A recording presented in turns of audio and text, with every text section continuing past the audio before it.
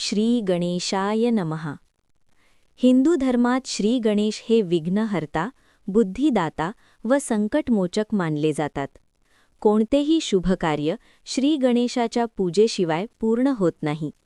चतुर्थी तिथी ही श्री गणेशाला अत्यंत प्रिय असून त्यातीलच संकष्टी चतुर्थी हे व्रत संकट निवारणासाठी श्रेष्ठ मानले जाते. त्यातही मंगळवारी येणारी संकष्टी चतुर्थी म्हणजेच अंगारक संकष्टी चतुर्थी हे व्रत फारच प्रभावी व पुण्यदायक आहे. संकष्टी चतुर्थीचे महत्त्व. संकष्टी या शब्दाचा अर्थच संकटातून मुक्त करणारी असा होतो.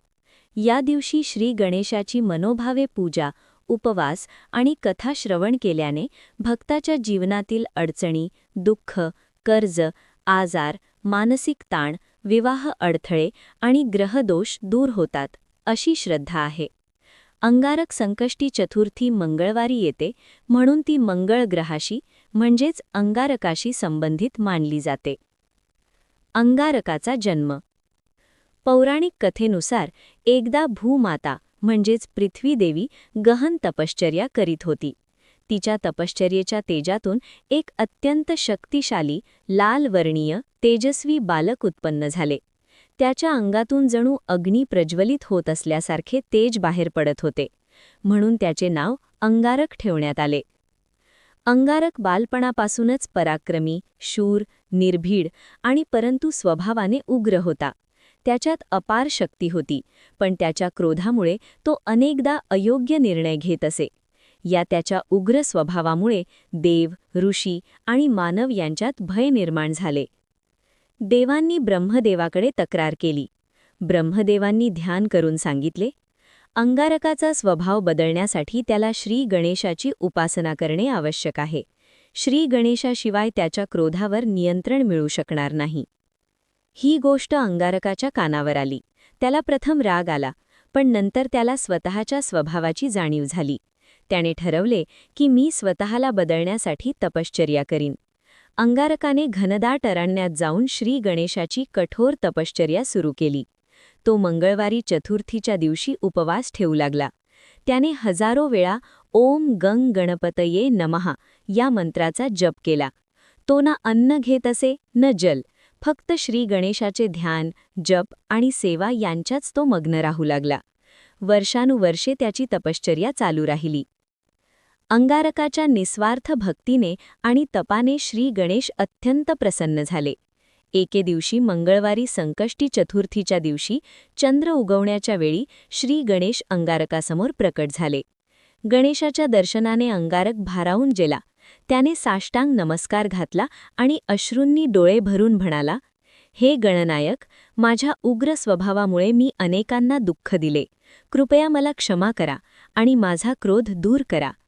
श्री गणेश हसत म्हणाले, वत्सा अंगारक, तुझी भक्ती, तपश्चर्या आणि पश्चाताप पाहून मी प्रसन्न झालो आहे. गणेशांनी वरदान दिले. श्री गणेशांनी अंगारकाला आशीर्वाद दिला, आजपासून तू नवग्रहांमध्ये मानाचे स्थान प्राप्त करशील. लोक तुला मंगळ ग्रह म्हणून ओळखतील. तुझ्या प्रभावामुळे लोकांमध्ये साहस, शक्ती आणि आत्मविश्वास वाढेल. तसेच श्री गणेश म्हणाले, जो कोणी भक्त मंगळवारी येणाऱ्या संकष्टी चतुर्थीचे व्रत करील, तो तुझ्या नकारात्मक प्रभावापासून मुक्त होईल आणि त्याच्या जीवनातील सर्व संकटे दूर होतील. त्या दिवसापासून ही चतुर्थी अंगारक संकष्टी चतुर्थी म्हणून ओळखली जाऊ लागली. या व्रताची परंपरा. तेव्हापासून भाविक या दिवशी उपवास करतात, दिवसभर श्री गणेशाचे नामस्मरण करतात, संध्याकाळी चंद्रदर्शनानंतर उपवास सोडतात. असे मानले जाते की या दिवशी केलेले व्रत मंगळ दोष निवारण करते, विवाहातील अडचणी दूर करते, कर्ज आणि आर्थिक अडचणी कमी करते, मानसिक शांती देते. एका भक्ताची कथा. एकदा एका गावात अत्यंत गरीब ब्राह्मण राहत होता. त्याच्यावर कर्जाचा डोंगर होता. मुलीचे लग्न जमत नव्हते. घरात आजारपण होते. कुणीतरी त्याला अंगारक संकष्टी चतुर्थीचे व्रत करण्याचा सल्ला दिला. ब्राह्मणाने श्रद्धेने व्रत सुरू केले. काही महिन्यातच त्याला योग्य नोकरी मिळाली. कर्ज फेडता आले.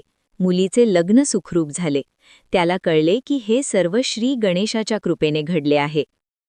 ही कथा आपल्याला शिकवते की क्रोध आणि अहंकार जीवन नष्ट करतात. भक्ती आणि संयम संकटातून मुक्ती देतात. श्री गणेशाची उपासना सर्व दुःख हरते. म्हणूनच प्रत्येक भक्ताने अंगारक संकष्टी चतुर्थीचे व्रत श्रद्धेने करावे. श्री गणेशावर पूर्ण विश्वास ठेवावा.